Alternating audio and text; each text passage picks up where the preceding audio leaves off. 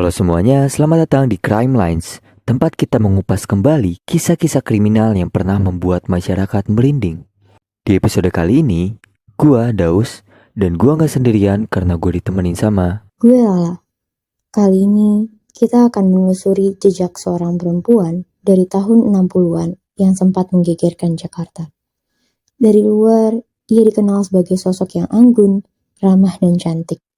Namun di balik penampilan itu, ia menyimpan sisi gelap yang begitu mengerikan, hingga membuatnya dijuluki Dracula Kebayoran Baru. Untuk itulah, mari kita kupas bersama kisah mengerikan dari sosok Siti Aminah, sang Dracula Kebayoran Baru.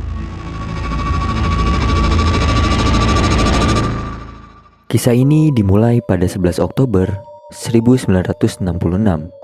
Seorang wanita bernama Hafsah datang ke rumah Siti Aminah di Jalan Cioma 1, Kebayoran Baru. Sebelumnya, mereka saling kenal sebagai rekan jual beli perhiasan. Saat itu tujuan Hafsah ke rumah Aminah untuk meminjam uang Rp300.000. Setelah Hafsah sampai di rumah Aminah untuk meminjam uang, Aminah menolaknya dengan alasan ia tidak punya uang. Namun Hafsah tidak percaya begitu saja, karena ia tahu Aminah baru saja dapat keuntungan besar dari transaksi jual beli tanah. Jangan bohong Aminah, semua orang tahu kau baru dapat uang dari jual tanah itu. Kamu pikir semua yang kulakukan ini cuma buat foya-foya? Aku juga belum makan, butuh bayar kontrakan. Jadi jangan seenaknya nuduh aku begitu dong. Alah, alasan. Kalau nggak mau bantu ya bilang aja pelit. Aku ini teman kamu, bukan pengemis. Mereka saling berdebat sampai datanglah seorang pembeli ke warung kecil Aminah. Jadi selain maklar perhiasan, Siti Aminah juga berjualan gado-gado dan es cendol. Perdebatan pun berhenti sejenak saat ada pembeli. Namun saat Aminah melayani pembeli di warungnya, Hafsah masih tetap mengomel hingga membuat emosi Aminah memuncak. Setelah Aminah selesai melayani, ia diam-diam mengambil pisau dan melangkah pelan ke belakang Hafsah. Dengan gerakan cepat, ia langsung menjambak rambut Hafsah dan membunuhnya. Hafsah pun tewas seketika, namun jasadnya tidak dikubur. Aminah memilih menyimpan jasadnya di kolong ranjang selama 3 hari. Sampai hari ketiga, bau jasad Hafsah mulai tercium dan Aminah pun mulai panik. Ia memanggil Mursidi, anak pemilik rumah kontrakan, untuk membantunya mengubur jasad di halaman belakang rumahnya. Namun karena takut ketahuan tetangga, akhirnya mereka memilih untuk memutilasi jasad Hafsah agar muat di dalam keranjang. Setelah itu, mereka pergi ke Sungai Manggarai naik bemo. Aminah membohongi supir bemo dan berkata itu adalah daging yang akan dibawa ke Sukabumi. Dan setelah mereka sampai ke Sungai Manggarai, mereka langsung membuang jasad Hafsah ke sungai. Namun 3 jam kemudian, jasad Hafsah pun langsung ditemukan oleh warga sekitar. Karena menurut Forensic Science Encyclopedia, tubuh manusia akan mengeluarkan bau khas beberapa jam setelah kematiannya, yang diakibatkan oleh gas dekomposisi. Bau inilah yang memungkinkan membuat warga curiga dan akhirnya melapor polisi.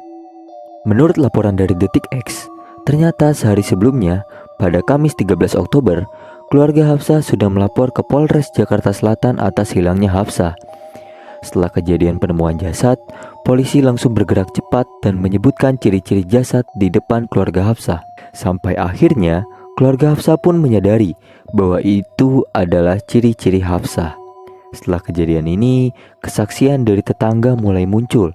Seperti ada yang mencium bau busuk, ada yang melihat Hafsah terakhir kali di rumah Aminah, dan ada yang melihat Aminah dan Mursidi membawa keranjang besar di jam 3 pagi. Karena kesaksian dari tetangga juga, akhirnya Mursidi lebih dulu diselidiki oleh polisi.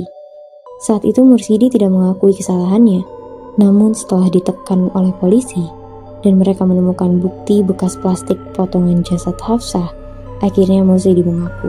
Tak lama setelah itu, Siti Aminah pun ikut tertangkap. Pada saat polisi meminta kesaksian Aminah, ia mengakui bahwa ia tidak hanya membunuh Hafsah. Sebelumnya, ia juga membunuh 2 orang wanita dan 3 anak angkatnya. Saat itu Aminah juga mengaku semua perbuatannya karena bisikan gaib. Aminah pernah belajar ilmu spiritual.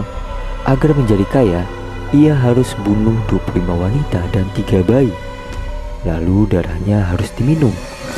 Namun dalam pemeriksaan jiwa, menurut keterangan Dr. Tomo Kusumo, ahli jiwa yang menangani kasus ini, Aminah mengidap hipertensi eksfoliatif, yaitu gangguan yang membuat seseorang punya dorongan kuat untuk menguasai atau memanfaatkan orang lain dan bisa bertindak ekstrim demi kepuasan diri. Jadi sebenarnya alasan mistis yang Aminah pakai hanya alasan untuk menutupi kelainan psikologisnya. Dengan ini, akhirnya Siti Aminah divonis 20 tahun penjara dan dijuluki Dracula Kebayoran Baru. Dan itulah kisah kelam Siti Aminah, sosok Dracula Kebayoran Baru. Dari luar ia tampak luar biasa, tapi ternyata ia menyimpan sisi gelap yang tidak pernah kita sangka. Kisah ini bisa jadi pelajaran buat kita, bahwa emosi dan tekanan bisa membuat seseorang kehilangan akal sehat. Terkadang, orang yang paling tenang justru menyimpan cerita yang paling mengerikan. Oke, segitu dulu cerita kita di episode kali ini. Kalau kamu suka pembahasan kriminal, jangan lupa follow dan dengerin episode-episode berikutnya ya. Kita akan balik lagi dengan episode yang gak kalah menarik. Tetap bersama kita di podcast Crime Lines, tempat untuk membahas kisah-kisah misteri dan kriminal yang pernah bikin masyarakat heboh. Sampai ketemu lagi, tetap waspada dan berpikir jernih ya.